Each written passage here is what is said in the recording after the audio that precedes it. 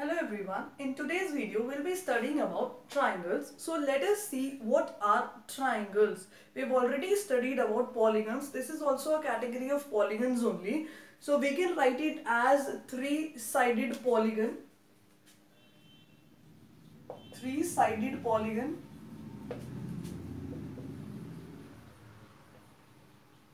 Or we can say closed figure made up of three line segments. Three line segments.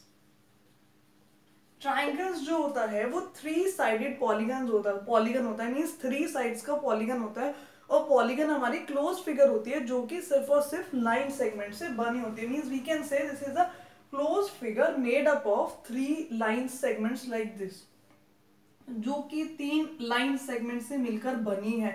ये एक close figure है और इसके अंदर तीन लाइन सेगमेंट है, एक ये वाली और एक ये वाली। तो ये क्या हो गया, हमारा हो गया triangle.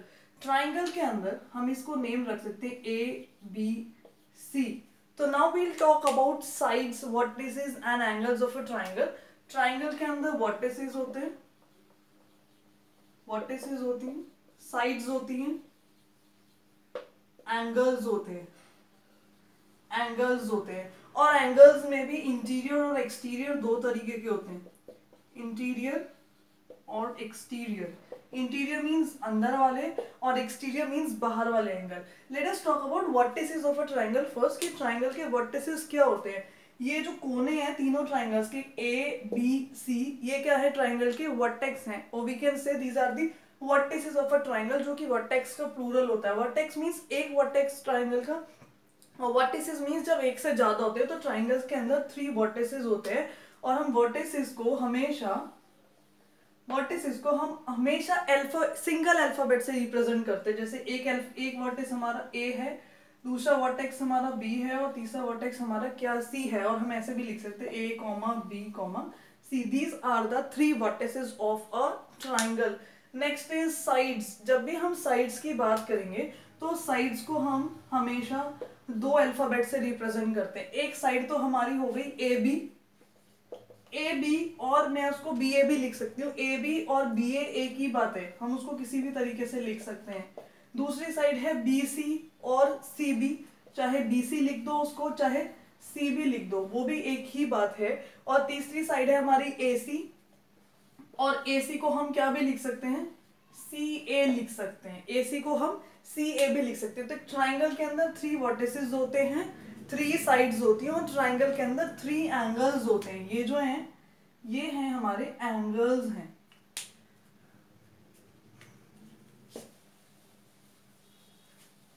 Angles of a triangle. जब एंगल्स की बात करते हैं, जब भी हम एंगल की बात करेंगे तो ये वाला साइन बनाते हैं। एक हो गया एंगल ए, दूसरा है एंगल बी और तीसरा है हमारा एंगल सी। ट्राइंगल के तीन एंगल्स होते हैं। अब देखना होगा कि हम एंगल ए को और क्या लिख सकते हैं। एंगल ए को हम बी ए सी भी लिख सकते हैं और सी ए बी भी लिख सकते हैं, और एंगल बी ए सी और angle C A B. Angle B को हम क्या लिख सकते हैं, ए बी सी और सी बी ए। या तो हम इसको ऐसे लिख लें या फिर हम इसको ऐसे लिख लें, एंगल ए बी सी और एंगल सी बी ए।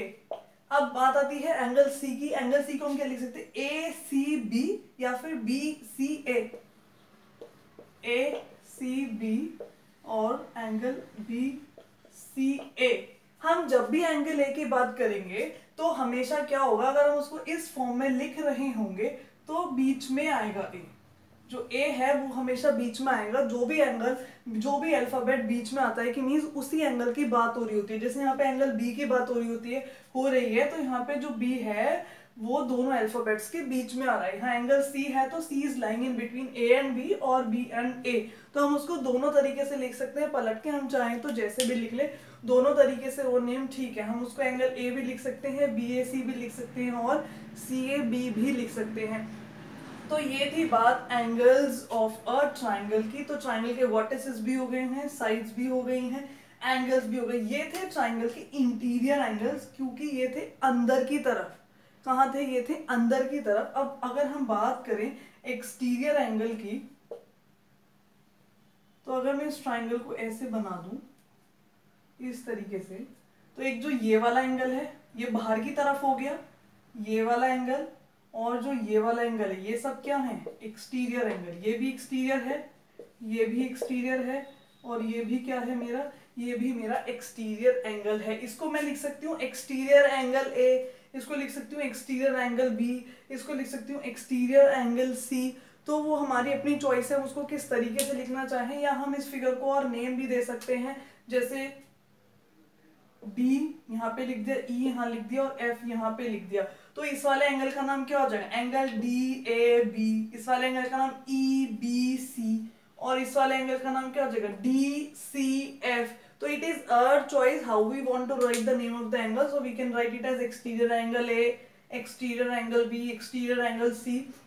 एक्सटीरियर एंगल कब बनता है? जब हम उस लाइन को, जो लाइन सेगमेंट्स हैं जिससे ट्राइंगल बना है, उसे हम बाहर की तरफ एक्सटेंड कर दे। तो जो बाहर की तरफ एंगल बन रहा होगा वो हमेशा क्या होगा? एक्सटीरियर एंगल होगा। और इन दोनों एंगल्स का सम हमेशा, एक्सटीरियर और इंटीरियर एंगल्स, ये एक्सटीरियर है और ये वाला इंटीरियर है, इन दोनों एंगल्स का सम हमेशा 180 डिग्री होगा। इन दोनों एंगल्स का सम हमेशा 180 डिग्री होगा। Exterior angle plus interior angle is equals to 180 degree. हम कह सकते हैं ये सप्लीमेंट्री होते हैं, क्योंकि ये एक स्ट्रेट लाइन के ऊपर लाई कर रहे हैं, और स्ट्रेट लाइन के ऊपर एंगल्स का सम हमेशा 180 डिग्री होता है। हम उसको क्या भी कह सकते हैं? लीनियर पेयर भी कह सकते हैं। अब आती है बात लार्जेस्ट एंगल के सामने वाली साइड की बात।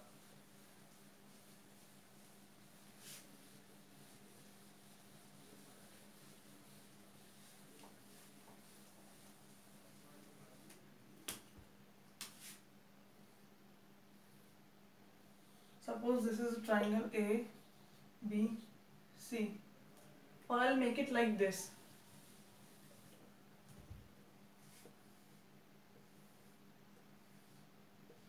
This is 90 डिग्री, ये 90 है और ये 30 हो गया, और मान लो ये 60 है, और इसका नेम रख देते हैं A, B, C।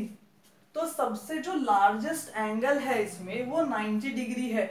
90 डिग्री जो एंगल है वो सबसे बड़ा है, उसके बाद कौन सा है? 60 है, और उसके बाद 30 है। तो जो सबसे बड़ा एंगल होता है उसके जो सामने वाली साइड होती है वो सबसे बड़ी होती है। ये एंगल सबसे बड़ा है, इसकी जो ऑपोजिट वाली साइड है वो AC है, मींस वो सबसे बड़ी होगी। तो AC हमारी सबसे बड़ी हो गई। उसके बाद कौन सा एंगल है? 60 डिग्री। तो 60 डिग्री के सामने वाली ऑपोजिट साइड कौन सी है? AB। वो AC से छोटी होगी, और सबसे छोटी कौन सी होगी? जो सबसे छोटे वाले एंगल के ऑपोजिट साइड है। तो यहाँ पे क्या हो जाएगा? 30 डिग्री के सामने वाली साइड क्या है? BC। तो we can write it as BC। तो सबसे बड़ी साइड है AC, सबसे बड़ी, उससे छोटी है AB, और उससे छोटी साइड हो गई हमारी BC। ये डिपेंड करता है हमारे एंगल्स के ऊपर। तो जो सबसे लार्जेस्ट एंगल है उसके सामने वाली साइड सबसे लार्जेस्ट होती है, और इसका इनवर्स भी ट्रू है। It's inverse is also true.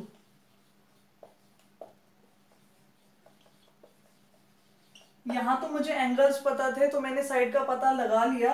अगर मुझे साइड पता है कि AC सबसे बड़ी साइड है, उसके बाद AB है, और उसके बाद सबसे छोटी BC है, तो अगर AC सबसे बड़ी साइड है और मुझे पता लगाना है कि सबसे बड़ा एंगल कौन सा है, तो this is automatically we can say that कि जो सबसे बड़ी साइड है उसके जो सामने वाला एंगल है वो सबसे बड़ा है। मींस इसका उल्टा भी ट्रू होता है। तो AC सबसे बड़ी है तो एंगल B क्या हो गया?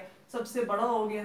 तो एंगल B सबसे बड़ा है। उसके बाद कौन सा एंगल आ गया यहाँ पे? उसके बाद एंगल C है, और उसके बाद कौन सा है? एंगल A है। तो सबसे बड़ा एंगल B, फिर एंगल C, और फिर एंगल A। तो हम क्या कर सकते हैं? अगर हमें एंगल्स दिए हैं तो हम बता सकते हैं कि सबसे बड़ी साइड कौन सी है, और अगर हमें साइड्स दी हुई है तो हम बता सकते हैं कि कौन सा एंगल कौन से नंबर पे है, किस एंगल की क्या प्रायोरिटी है, कौन सा बड़ा है, कौन सा छोटा एंगल है। अब आती है Next point, again we have a triangle.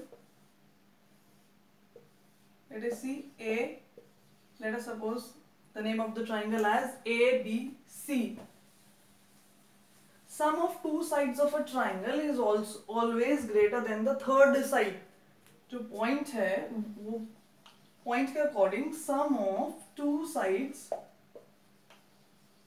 of a triangle is always greater than the third side.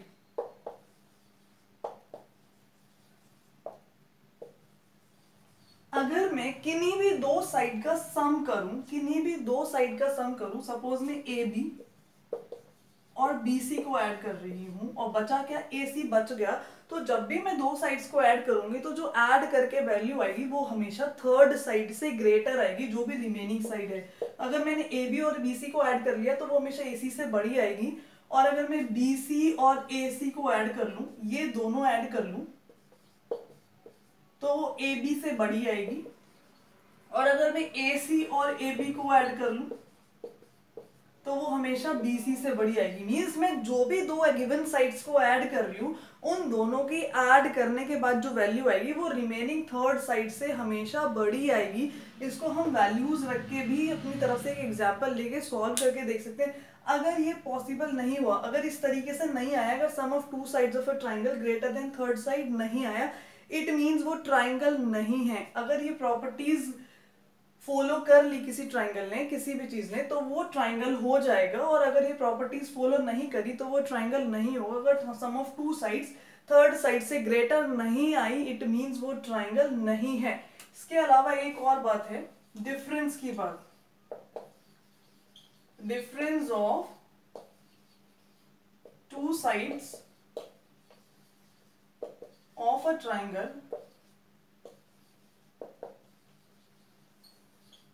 is always less than the third side, less than the third side. जैसे हमने दोनों साइड्स को add किया था और दोनों sides को add करके हमेशा थर्ड साइड से बड़ा आना चाहिए, इसी तरीके से अगर मैं दो साइड्स का डिफरेंस करूं, मींस मेरे पास ये दोनों साइड्स है और मैं इस वाली साइड में से ये वाली साइड माइनस करूं, तो ये हमेशा इस वाली साइड से, रिमेनिंग थर्ड साइड से छोटा आएगा। जैसे यहाँ पे बड़ा आया था, इसमें क्या आएगा, ये इससे छोटा आएगा। लाइक मैं लिख सकती हूँ A B minus B C हमेशा क्या आना चाहिए, ए सी से छोटा आना चाहिए। मीन्स इन सारी कंडीशंस का उल्टा हो जाएगा। ये बी सी है, बी सी माइनस ए सी हमेशा छोटा आना चाहिए ए बी से, and the third one is A C minus, ये क्या है, ए सी माइनस ए बी आएगा यहाँ पे, A C, this is A B, A C minus A B less than B C. तो जो डिफरेंस ऑफ टू साइड्स होता है, किन्हीं भी दो साइड्स का जो डिफरेंस है वो हमेशा थर्ड साइड से छोटा आएगा, और किन्हीं भी दो साइड्स का जो सम है वो हमेशा थर्ड साइड से बड़ा आएगा, तभी ट्राइंगल बन सकता है। अगर ये conditions and terms and conditions fulfill नहीं हो रही तो वो ट्राइंगल नहीं बनेगा। तो this was about the basic concept of triangles. We have studied about what is triangle, we have studied about the vertex of triangles, vertices of triangle, then angles, we have studied about side, interior angles, exterior angles also, then these two properties, and the angle opposite to the largest side is larger, or the largest side the side opposite to the largest angle is larger, जो इससे पहली वाली property पढ़ी थी। So this was all about triangles. If you have liked my video, don't forget to subscribe the channel, and you can if you have any query you can ask in the comment section. So thank you all.